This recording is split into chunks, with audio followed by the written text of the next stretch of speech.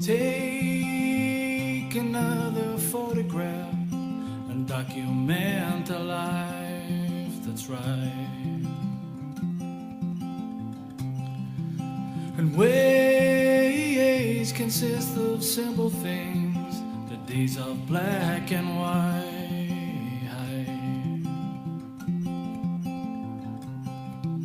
And faces from a Hello, ladies and gentlemen. Welcome back yet again to Talkin Guff podcast with me, your host, Ruben Django Pouch. Hello, bienvenue, willkommen. I was saying there, I think in the last podcast, or maybe, I can't remember, maybe the one before that I was going to be playing a gig with a band that I used to play with called the Cujo Family. And I played that gig actually there a week ago down in Stradbally on the Body and Soul stage of Electric Picnic, but obviously there was no one else there. It's previous to Electric Picnic. And yeah, I suppose it was a mixed bag of emotions or feelings with regards to the gig. Like, definitely we played well, didn't play badly, more to the point.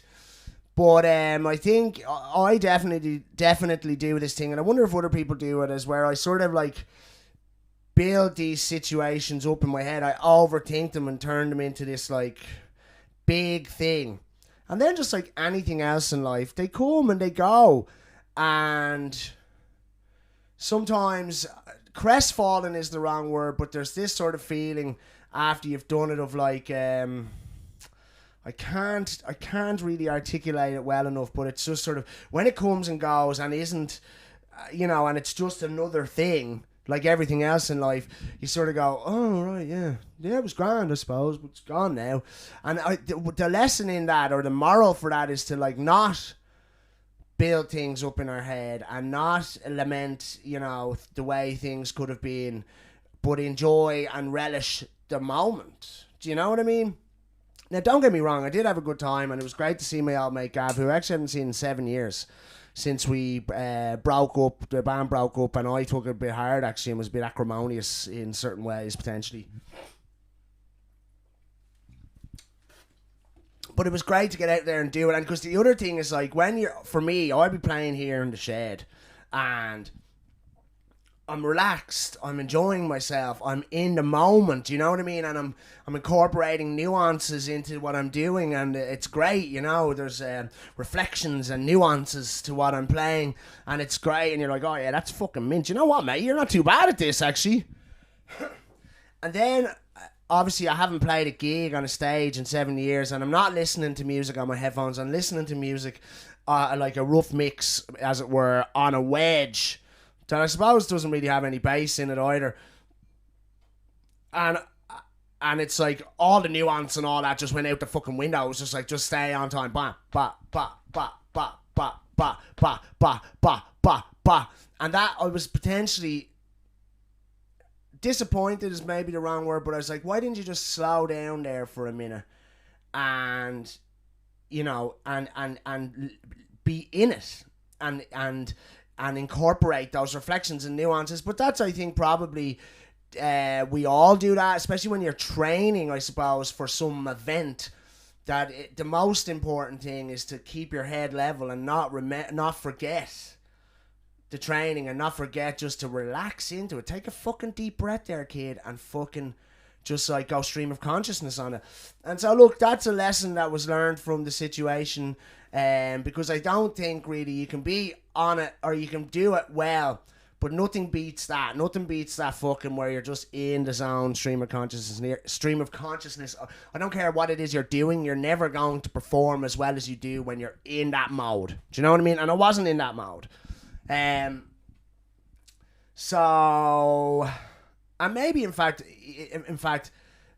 people would be oblivious to it. And I think subconsciously, it's not that there's any necessarily technical difference in the playing. There's just those nuances and reflections and just that vibe.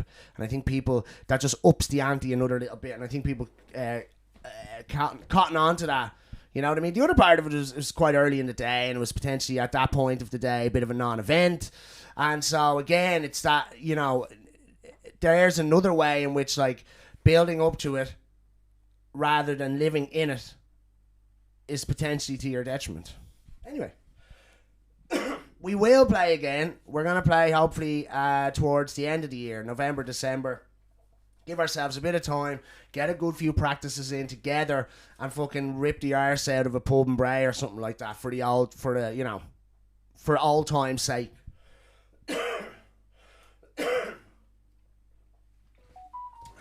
Fuck off.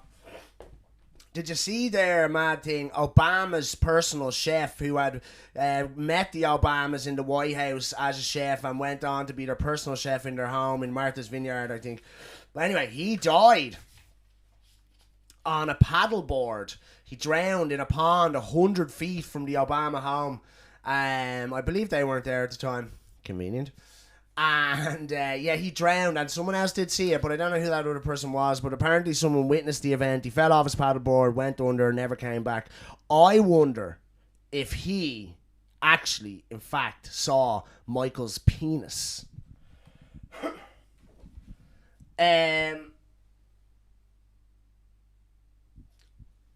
People are. There's now as queer as folk, isn't that right? Man, oh man, isn't that right? Because there's a fella, and I think he's in Japan. He's definitely Japanese, but I think he's in Japan as well. Has spent like $14,000 on a costume that he wears to dress up like a dog, like an old English sheepdog. I think that's what they're called, or an English sheepdog lassie. Basically, this fucking lunatic is after getting a $14,000 or euro, whatever the fuck it is, costume made with a fucking outrageously lifelike face, like head of a fucking lassie dog. And he's just like, I just always wanted to be a dog. And he gets in this thing. And look, more power to the fucker. But I suppose I'd be like going, wait, that's nuts. For me, I was like, that's nuts. And I just wondered to myself, I was like, obviously this guy like holds down a job and all, because he's after spending 14, like, you know, he has $14,000 in surplus to get this fucking insane looking lifelike dog's costume, and he puts it on and goes around the parks and the streets and all. Like I said, each their own. He's not hurting anyone, have at it. But I would just be like, he's a fucking fruitcake. Like, I'm not gonna let him babysit my kids. What's up? What's up? Can I cook something on the pan for my sandwich? Just as long as you turn the thing off. I'm serious now, Lou. Okay. You have to turn it off and don't burn yourself. What are you cooking? Pancetta. Okay. Just all fab faith in you. Just make sure. I'm serious. If that hob's not off by the top when I come back, I'll be so angry. Okay. And so yeah, I just think, like I said, whatever. And I've seen this other thing, and this is where this could potentially be a little bit contentious or offensive to a few people, but I'm not trying to offend anyone. I'm just trying to be rational and realistic. And I suppose the first part of what I was going to say is that I saw this situation, or this thing, where there's a Transformers cartoon, excuse the pun, where Nightshade, it's for kids as well, like it's Transformers Juniors or something like this, so it's definitely for 7-8-year-olds, I think, at least. And Nightshade in Transformers is non-binary now, and they have this storyline about how Nightshade is non-binary, and then in an even in a cartoon, in a the Muppet Show Babies or whatever, which is aimed at toddlers, 3 to 4 year olds, as far as I understand. Gonzo is now a woman. She's transitioned into Gonzarella. And it's not that I think that that's really offensive or taking it too far or whatever, but I do think it's probably potentially unnecessary, irrelevant, and confusing to 3 and 4 and 5, 6, 7, 8 year olds. Like this idea, or you know what I'm saying? It's just like, well, what? What's the story there? And you might say, well, you know, what does it matter if we confuse kids just to if it's inclusive? And I would say that I don't see the point in trying to make it inclusive for kids that age whose don't really pay too much attention to their own gender or sexuality at all. I just think it's a bit confusing and a little bit silly, and I think kids would just be like, that's silly, isn't it?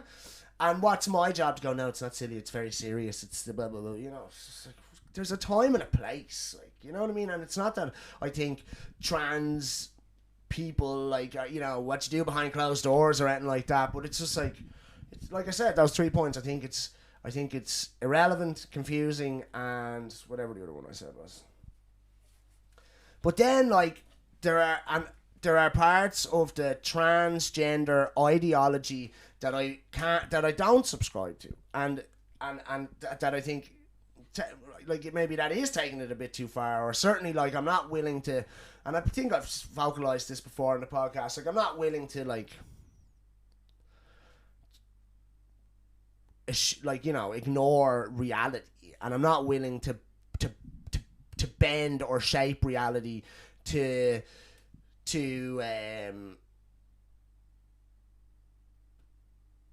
placate to someone's feelings, basically. And I have seen a thing, and I assume it's true, like, you know, but I've seen a thing in the last couple of weeks, and I've seen it come up twice, actually, in two different ways. But there was this, as I understand it, there is a new medication available to transgender women, and they take this medication, and it allows them to lactate, basically, to pump milk. And,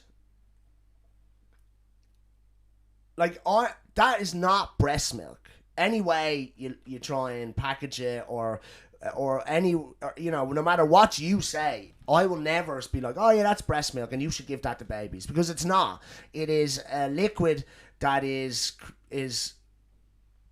created basically by what some people say is, or sorry, other people say that it's this toxic liquid basically being created falsely by a multitude of medications that do fucking God knows what, and like, and in no way should we give that to babies. And I 100% agree with that narrative. I just be like, this is where I refuse to subscribe to the transgender ideology, and I'm not going to, like, I will not, like, it doesn't, you'd be like, well, men or biological men, transgender women can now breastfeed. They can't.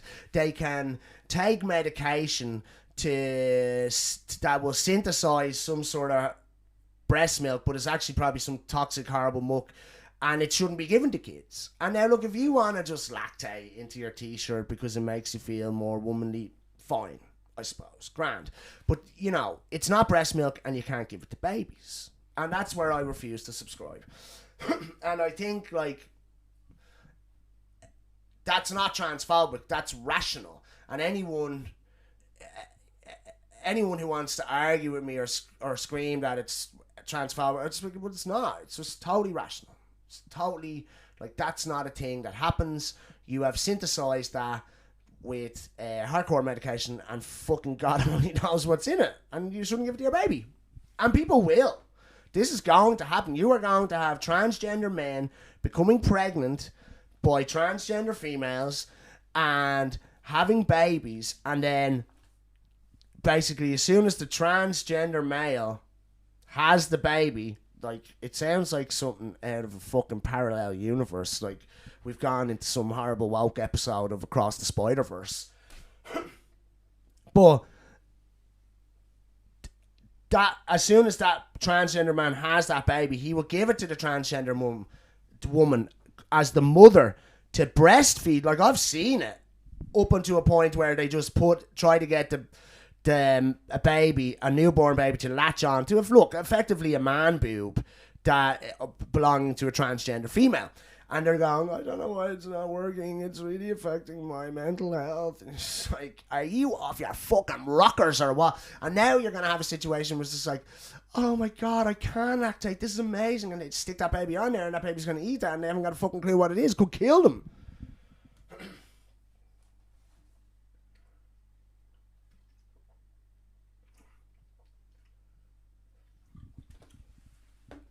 I want to just touch on another thing really quickly. Because this is no joke, right? there's obviously in America they've been like doing pilot schemes of central bank digital currencies, right? They have been apparently for ages, or for the last year or two. And then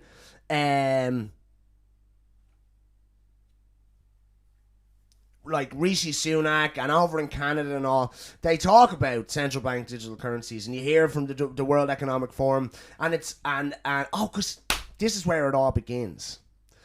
I went into town with my nephew, and we went to this taco place called Massa on Drury Street. It's really, really good. You should go there. And so is Bambino, like just a few doors up from it, like a New York pizza place. Does 48-hour fucking sourdough.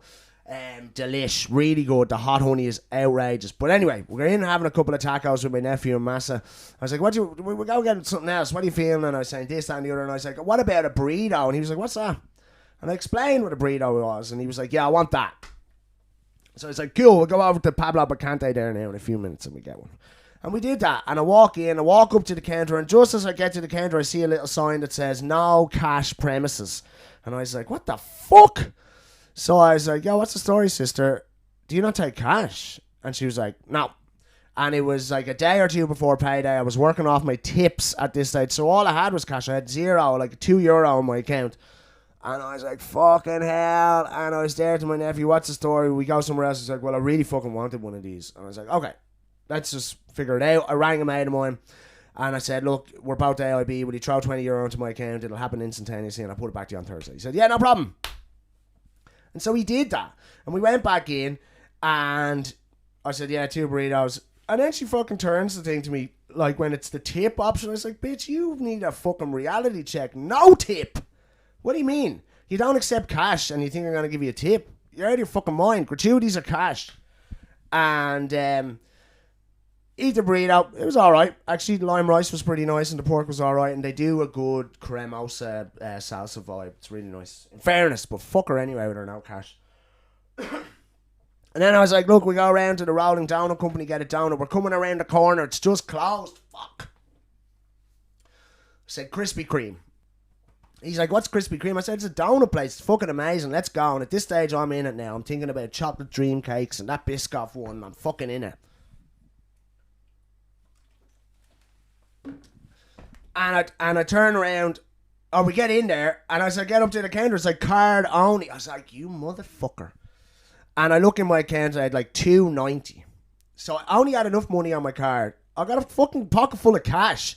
I only got enough money on my card to get this lad a fucking glazed ring donut and nothing for myself. I was raging. At this stage, I'm raging. And I get here, I was like, sorry. And he's looking at all the dream cakes and all. So am I, bro. And he gets the fucking glazed ring donut. Look, it's still good, but it's, it's not as good. And there's this little twerp working behind the counter. And I was like, what's the fucking story with that no cash shit? He's like, I don't know. It's been like this since before I started working. It's like, again, I'm washing my hands of this. No one else in the fucking store. You're in charge, mate. Wash my hands. It's been like that since before I started working. I said, what age are you? And he was a bit taken aback. He said, what? I said, what age are you? So I'm 21. I was like, see you. You are the fucking generation of human beings on planet Earth that we need to be kicking off about this stuff. Not just taking it up the ass. What has happened to the 18, 19, 20, 21-year-olds of this country where they just go, yeah. Oh, maybe I won't say that. But they're just like, they don't question ever these fucking authoritative measures that get put in place to the potentially the detriment of working class people. It should be illegal for premises who sell food to only accept card. What happens to all the people who live day to day fucking scraping euros out of their couches and stuff like that? Get with the fucking program. You know what I mean? And then I seen this thing, a video from Aldi in London or in England somewhere where it's like, we don't accept cash. And the old man's just like, I am paying my legal tender for the strawberries.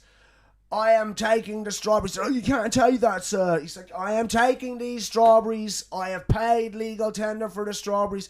And I looked it up. It's not against the law. If they have a sign there, they are saying we don't accept cash, they don't have to say cash. Now, if you went up to a place, there was no sign, ordered something, and they were like, card only, like, suck it, bitch. There's the cash.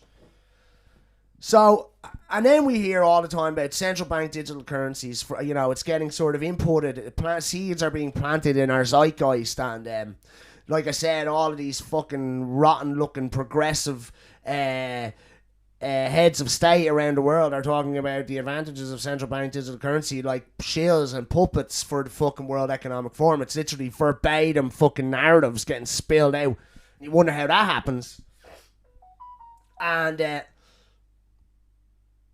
I think it would just be very important to take this little bit on board. It would be prudent of normal everyday people just to think about what's happening with central bank digital currencies, because what the thing about it is, like, when crypto became a thing of Bitcoin, it was just like, oh, here's a totally frictionless, autonomous way of dealing with our finances and every other aspect of our life. Blockchain. When I talk about blockchain, it just allows you can have everything stored on your blockchain. It's totally autonomous and totally accessible only by yourself or whoever you want to allow access to, right? And that's a fucking nightmare for banks anyway, with regards to the financial aspect of that. They don't want autonomous, frictionless money. Like, they want to make money on your money from going from A to B. Like, that's their bag, you know? And they don't want that to not be a situation anymore, obviously. And then we know, obviously, definitely the banks in this country are totally in league with the likes of Fianna Fáil and Fine Gael. We know that from back in 2008 when we had to pay for their fucking white-collar gambling. As Emma Kierwan says in that beautiful bit of talking he does on the Late Late Show back whenever, he's like, it wasn't men in tracksuits who ruined this country, it was men in suits.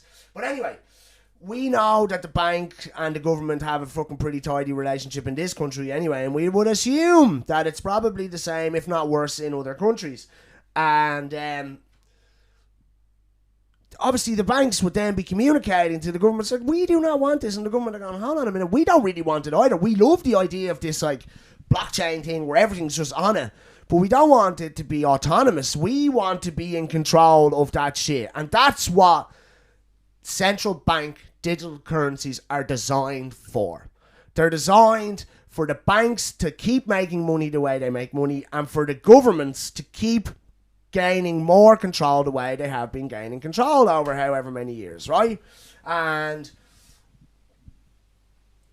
let's just look at a couple of ways in which it could be really dangerous or detrimental to normal everyday people. First of all,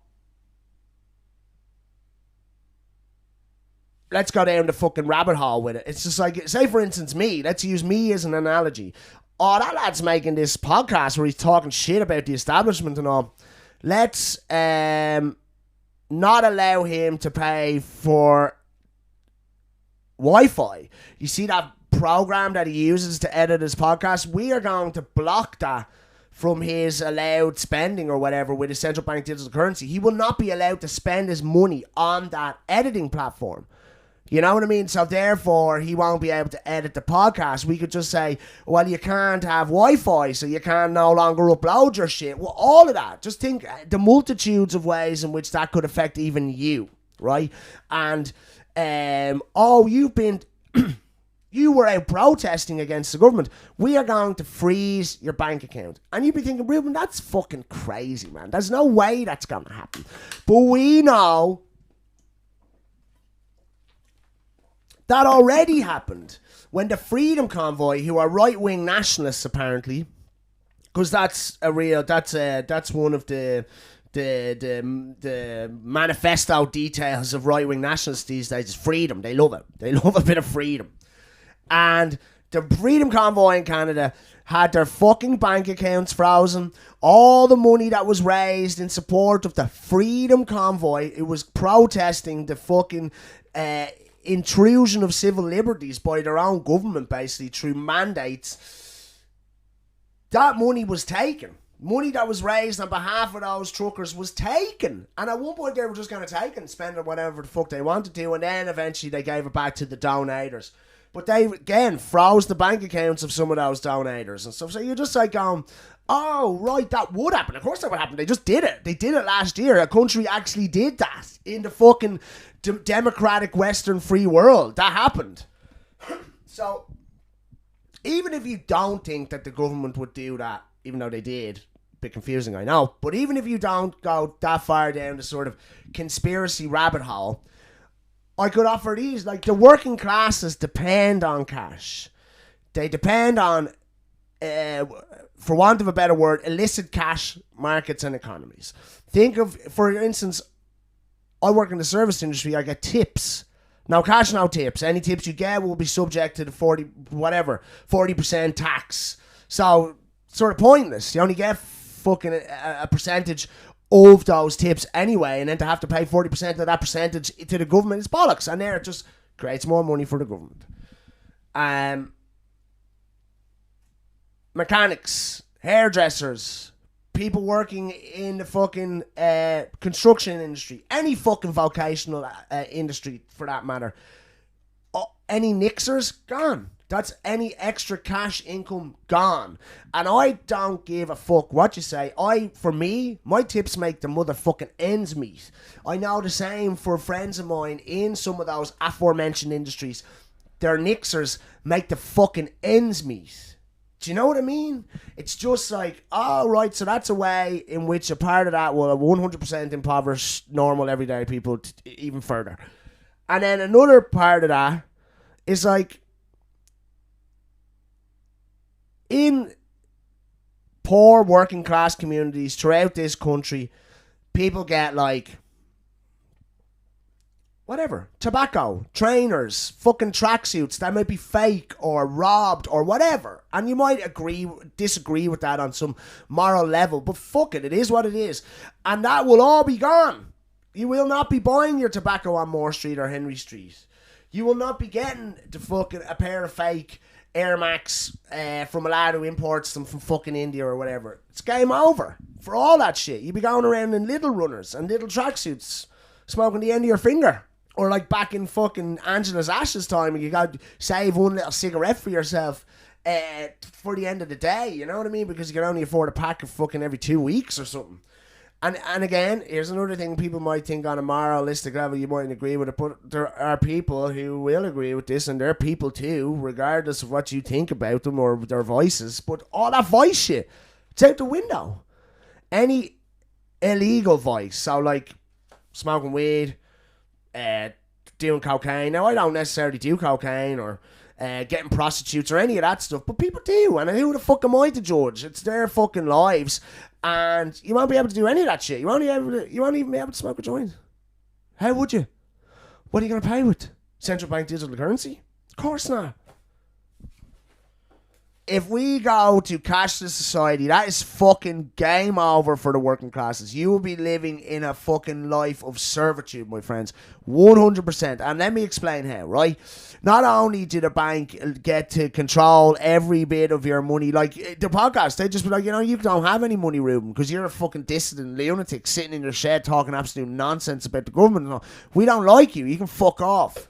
And anything. No, we see you're in arrears on your thing. We're going to take that out of your money now. We're going to charge negative interest rates on that money, so you have to spend it now. We are going to impose a situation where you are not allowed to save your money. You have to spend it all, or it'll have an expiry date, should I say. And obviously, especially those last two, they are ways in which we are going to, oh my God.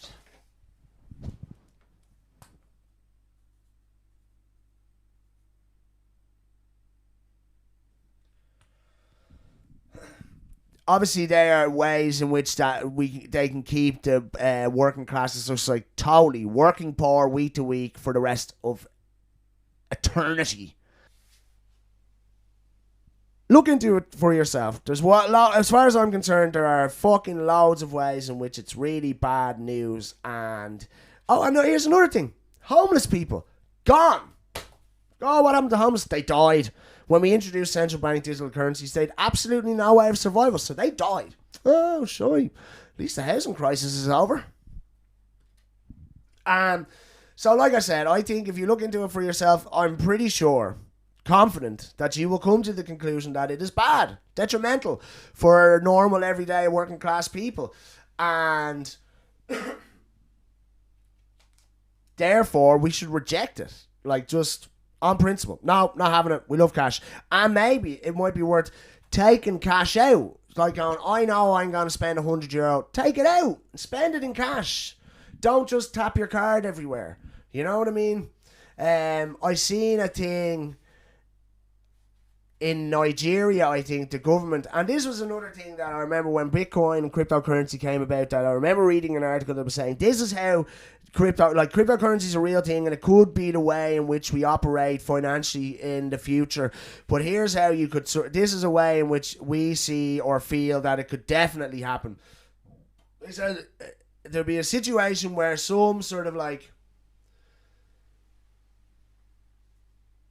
cash-strapped country with a faltering economy goes, fuck it, we're going crypto, and we're just gonna fucking we're gonna get everyone to start using crypto. You're gonna be able to use cryptocurrency for fucking sort of general transactions, right? And once one sort of country took it and it worked, loads of other countries in the same situation. Because don't forget, like, that would get you like free of the IMF. We're going to start mining this shit, create jobs, create economy, free of the International Monetary Fund or the European Central Bank, stuff like this, right? Who gets you over barrel and fucking the ass. And obviously that's terrifying for the likes of the International Monetary Fund and the ECB. But anyway, long story short, I thought at the time that was interesting, and that was how this article projected the world would turn to cryptocurrency, or that would be the opening of the floodgates, as it were. And then we see like that Nigeria were like going, right, we're going full central bank digital currency, and they incentivized it with free digital currency, blah blah blah blah blah blah blah blah blah blah blah blah blah. And I was like, oh shit, there it is. That's what they were talking about, but it's happened on the wrong side of freedom. And turns out in Nigeria, they just were like, no, go fuck yourselves. We reject this. We reject this fucking shit on principle. Give us back our cash. We're not doing this. And they had to go back to cash, I believe, as far as I understand. Now they're probably just fucking... Because here's the other thing. It's like, that's a cash-strapped country. Like, when America gets cash-strapped, they just like, doop, create $4 trillion, pump it straight into Wall Street. Trickle-down effect. Has anyone heard of a film called The Sound of Freedom?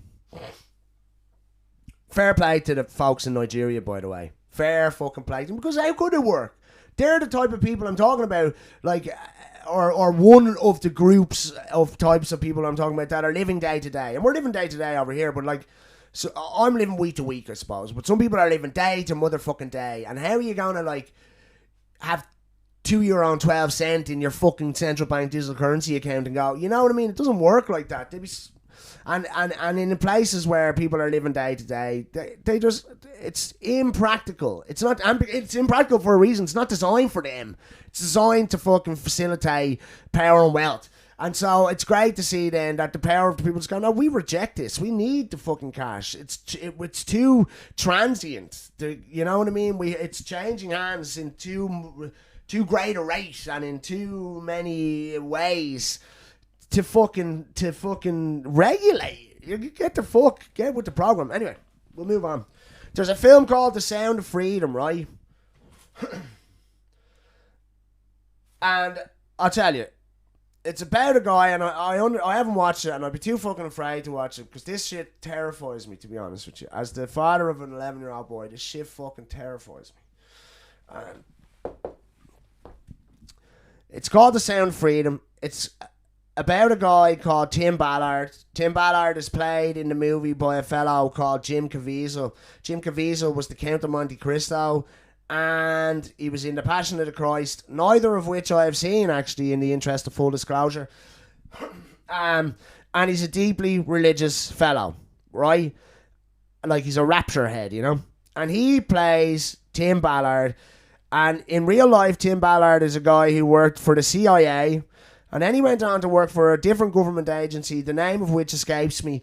But basically his job there was he would be going down to Mexico and monitoring trafficked children and liberating said trafficked children, monitoring the border of Mexico, for child trafficking. And he would be liberating those trafficked children from those situations, right? To which to me just seems like a really I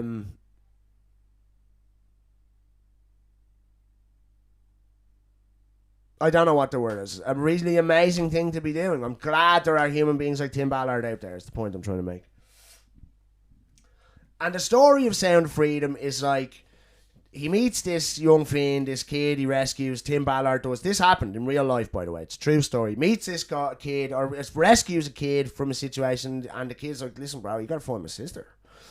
And through some level of bureaucracy, funding is being cut, something like this. The government or the government body that he works for, like, no, we're not going to send you to look for that child, the sister of this young man. You have to do something else. You have to go here or something like that. And he said then that he had a decision to make, and that decision was that he would go rogue, effectively, quit his job. He's fucking got a wife, he's got 6 children, he's got bills to pay, a mortgage, etc. He's going to quit his job and go fucking rogue and go and find this girl off his own bat. And as far as I understand, he does. And that's the story of Sound of Freedom, and it's a true fucking story, right? And then I was listening to because here's the thing. There are people who are saying on TikTok and stuff, and so obviously that could be just absolute bullshit. I understand that. I'm not stupid. But there were people online saying that there was potentially a plot to disrupt the screenings of this Sound of Freedom movie. That there was they had gone to see it in multiple cinemas and there were multiple problems, and that potentially the figures, because it was a bit of a runaway hit and it's a real low budget movie, and apparently, and they were saying that some of the figures were potentially being stifled, and generally there was an argument that the release and subject material of this movie was being suppressed to some degree, right? And then there were people, an opposing narrative to that narrative, saying, no, this is QAnon shit, and you're just fucking feeding into your QAnon conspiracies with this movie and the apparent disruption of it, which is absolute bullshit.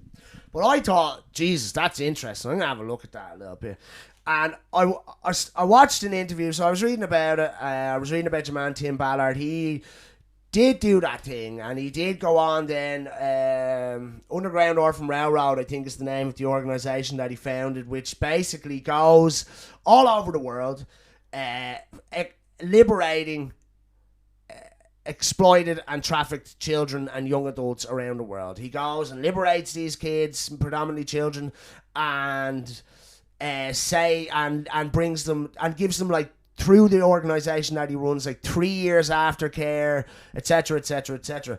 And that does happen, like, apparently. Like, I did see, and he goes all over the world, but a guy was talking about when he went with Underground Orphan Railroad to where they went on this, and because he posts all of the raids and all they do online to sort of go, look, I'm not making this shit up, this is happening. And like I said, a politician person who says he was there at one of the raids is like, I was there, I seen this fucking baby factory down in Central Africa where they're fucking systematically raping 9, 10, 11, 12, 13-year-old girls to produce babies for God knows what. And we'll get into a bit about that now in a minute. And so, like, obviously this shit is happening, and obviously Tim Ballard is doing something about it, right? But what I will mention now is he is also, Tim Ballard, a deeply religious human being, and him and his wife are deeply religious. They're Christians, I suppose, or rapture heads as well. And he has 6 children, like I said, deeply religious family. And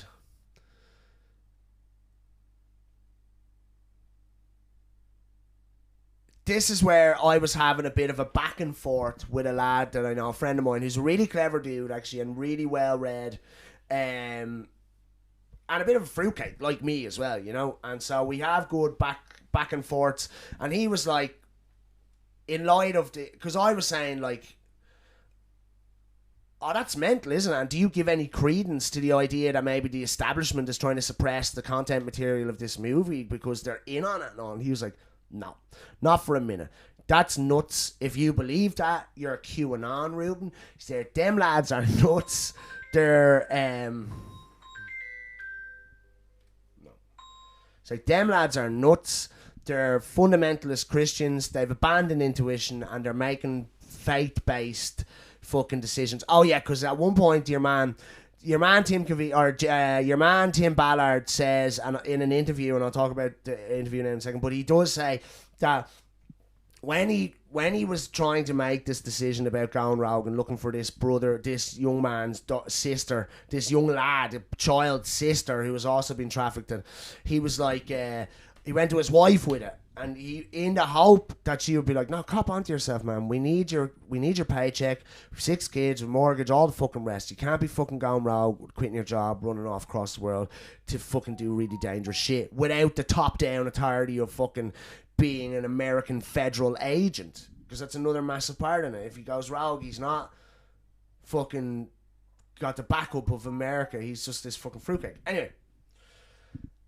And she said to him, she didn't say that. She said, in fact, that it was, she would not allow him to compromise her salvation by not doing it. He had to go and find this young girl, or their salvation was doomed, in jeopardy. And that's where my mate was just like going, they're mental.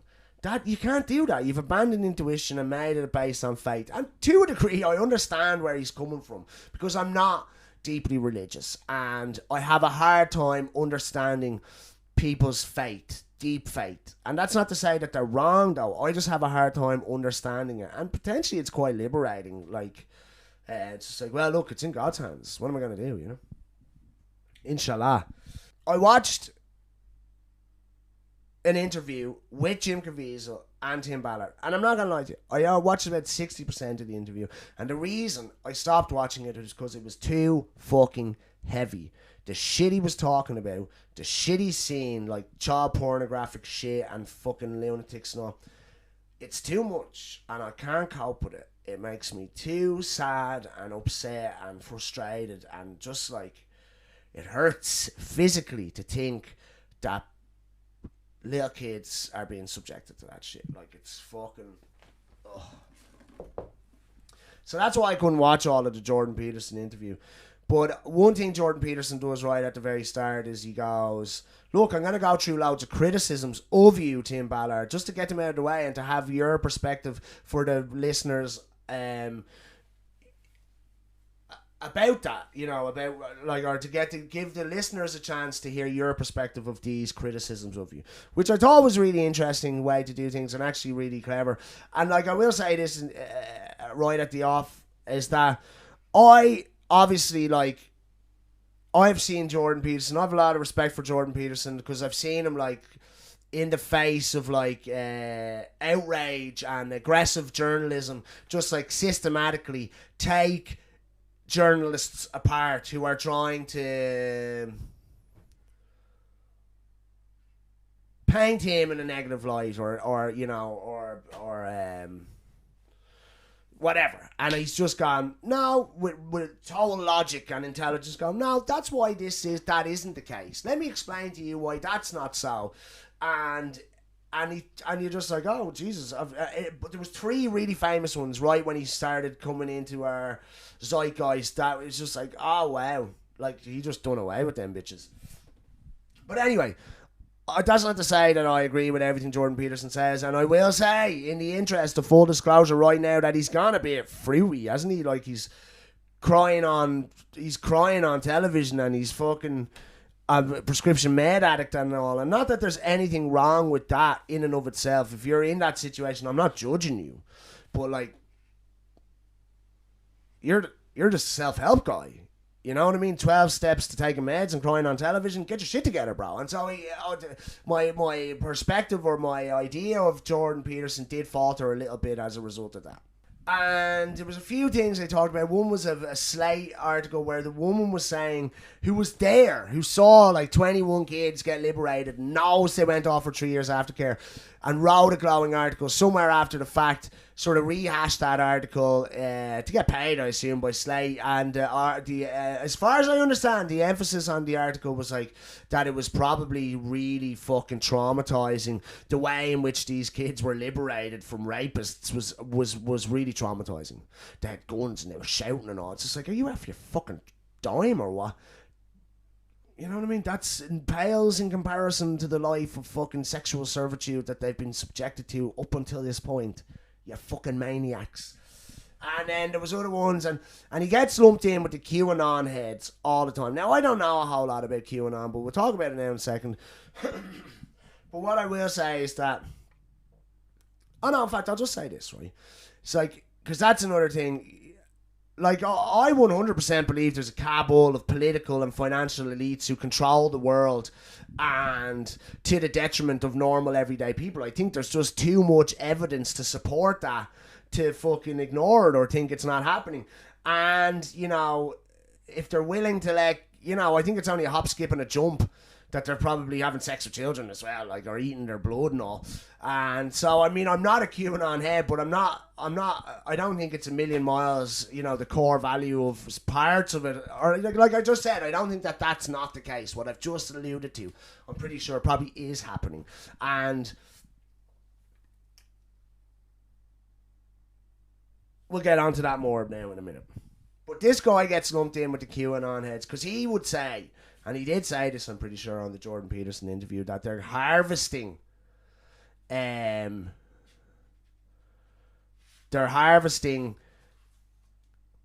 something from children in these baby factories in Central Africa and other parts of the world, whether it be organs or body parts or adrenochrome, which is a big fucking QAnon, you know, red flag. And he does say that, and and that obviously sounds fucking mental. That sounds mental, and we wouldn't want to believe that that's a situation in a million years. But I mean, like, I wouldn't be surprised if it was. I wouldn't be surprised if there was just irrefutable evidence to the fact that, oh no, they actually do eat the adrenal glands of dead children. I wouldn't be surprised. Like, honestly. And that might make me sound like a nutcase, but I wouldn't be surprised.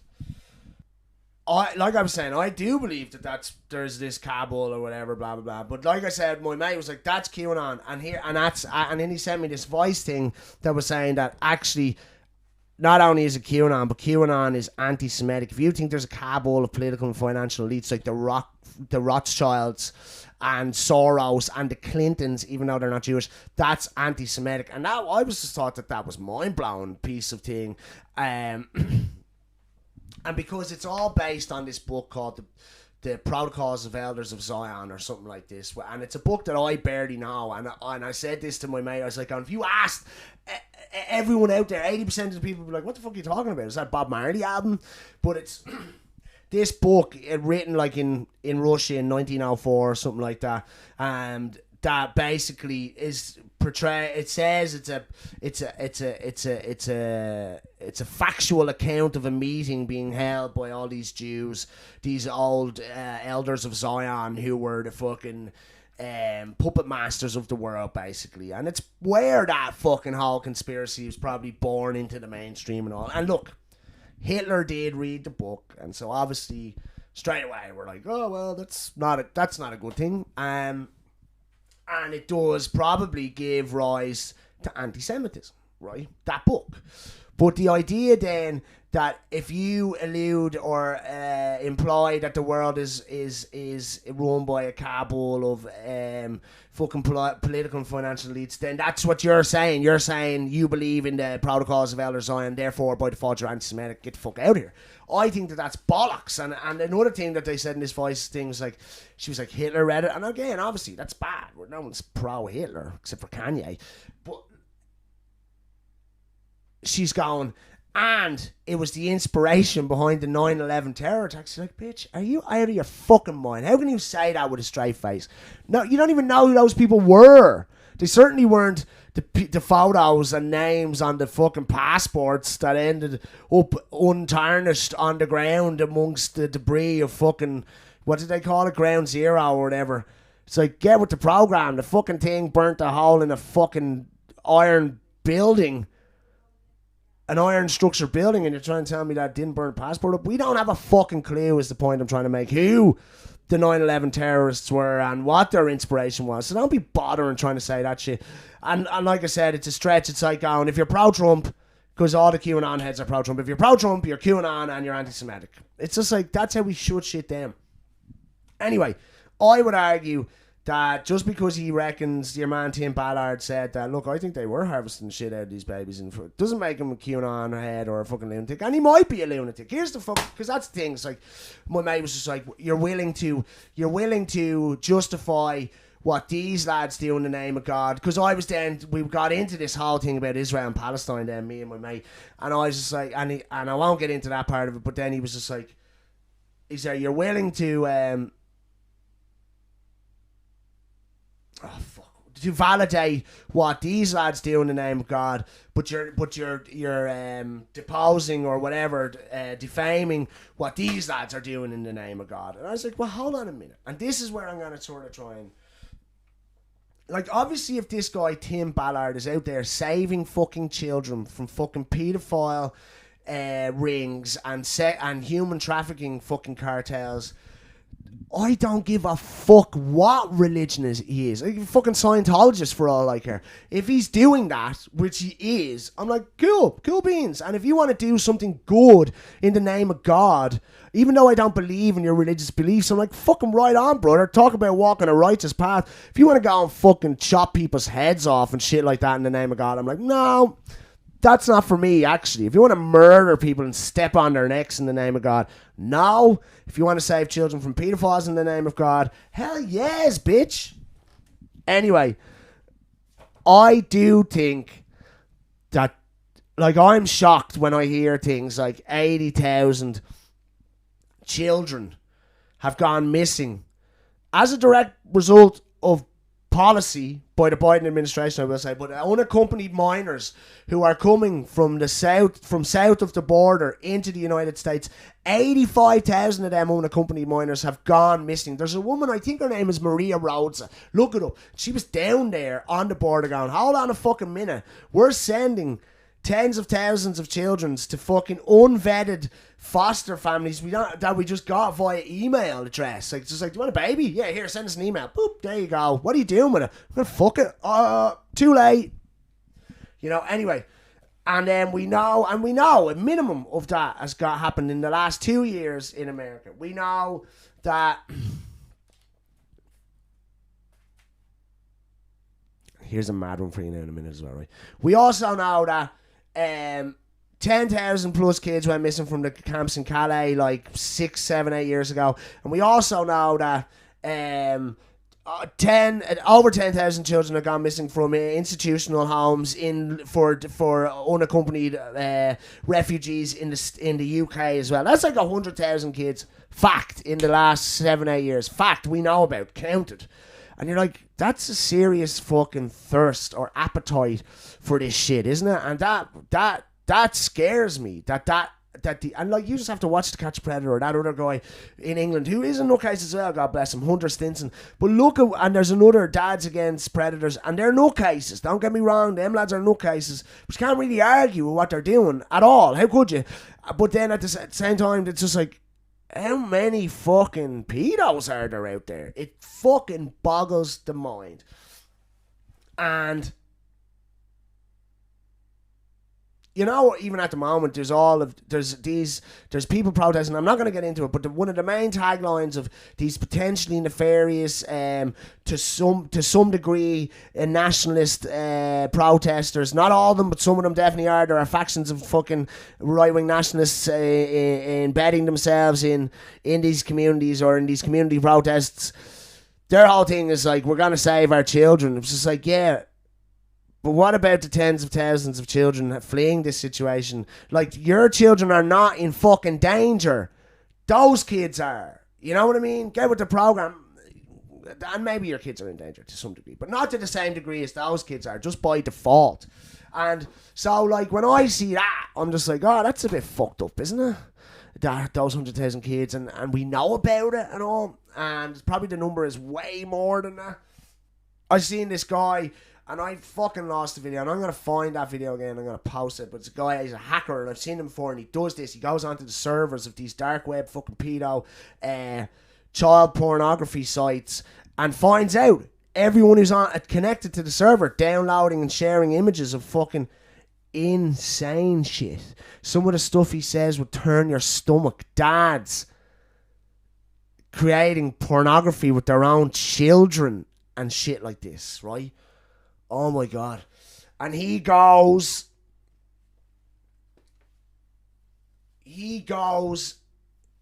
to his lawyer and says, I have all this information, and one of them has something to do with the establishment. He's a politician in America. One of these 3,000 people connected to this server. He said, I have all this information. The lawyer says, if you go, you are making yourself liable to some sort of prosecution because you're hacking, still, effectively, any way you look at it. And I think he says, fuck it, I don't care. Like, how could I not? And he informs or shares the information he has with the appropriate authorities, and they do nothing. He says zero. And the politician whom was one of these 3,000 users shares, he gets done like 6 months later for child sex abuse. I'm going to find that because that's very erroneous. That's very, or it's very hearsay of me to present that and not. But I'm going to find that video and we'll go back to it. But I 100% believed what I heard from this guy. 100%. And then the other thing is, like, we know this, that Jeffrey Epstein trafficked underage girls to probably pretty powerful and rich people, right? And we know that he was murdered in a jail cell. And we know Ghislaine Maxwell was, they locked her up in the true way key. And that's that. It's done. That situation's dealt with. And we talked about this before. But now, and we said this in the last podcast, now we know that JP Morgan are paying the victims of Jeffrey Epstein, who were trafficked to Jeffrey Epstein, to these rich and powerful people. JP Morgan have to compensate those victims because they facilitated the financial transactions surrounding this underage sex trafficking. And so they obviously know who the other people on the other side of the transactions were. They have the fucking list that we're always talking about. And they're not going to show it to you. And the general attorney or whatever the fuck it is in the Virgin Islands who was going to subpoena that list, they're fired. And they just happened to be fired at the same time as Joe Biden went on holidays. But irrespective of that, just by the very nature of the JP Morgan situation, where you allow a bank to withhold that information through non-disclosure compensation deals with the victims of child sex abuse, that sounds like government-sanctioned paedophilia to me. So yeah, as far as I'm concerned, it's not a hop, skip, and a jump. They're there. They're fucking pedo, financial and political elites, the type of people who travelled on Epstein's jet. They're out there, and they exist. And if a fucking fundamentalist Christian wants to go out there and fucking try and do something about that and liberate them kids, like liberate them, and fucking provide 3 years of aftercare, I don't give a fuck. Said it before, don't give a fuck. Go at it, mate. That's a righteous path. Listen, I love y'all. I hope you're feeling... what was I going to say? You want to check out Benjamin Netanyahu on the Lex Friedman podcast. You don't stand a chance against that lad. He is as crafty as they come. Check him out. Fuck me. And apparently up to his absolute oxters in corruption. We'll touch on that again more in another episode, and I am going to try and become super disciplined, because my mate who I'd be talking about there, he was also going like, what is your podcast? What's the theme of it? What's the structure, the format? Because like as it stands, Ruben, and he's not being a dick when he says this, because he's actually complimentary about the podcast, and if you knew this guy, he's extremely complimentary, in fact, and he watches it, and he's supportive of me doing the podcast.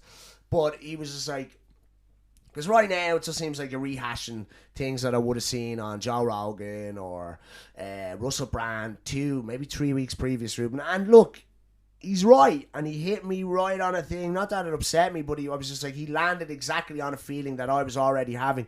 And he is right, but I fuck all time, man. And the things come into my peripheries, and I go, I want to talk about that on the podcast. And then the fucking next thing I know, it's 2 weeks later, and maybe the time is gone to talk about it.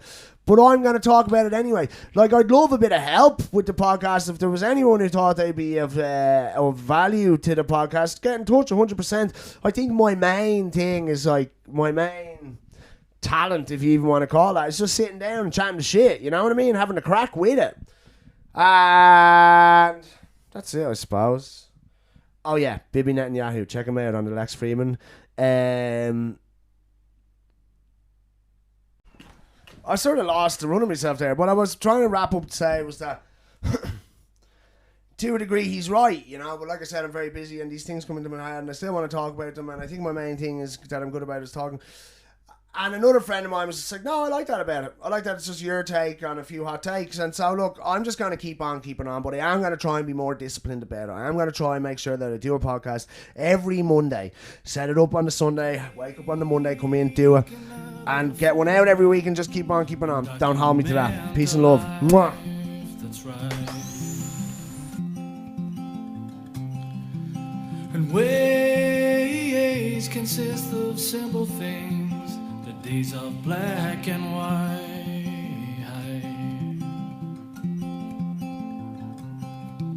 And faces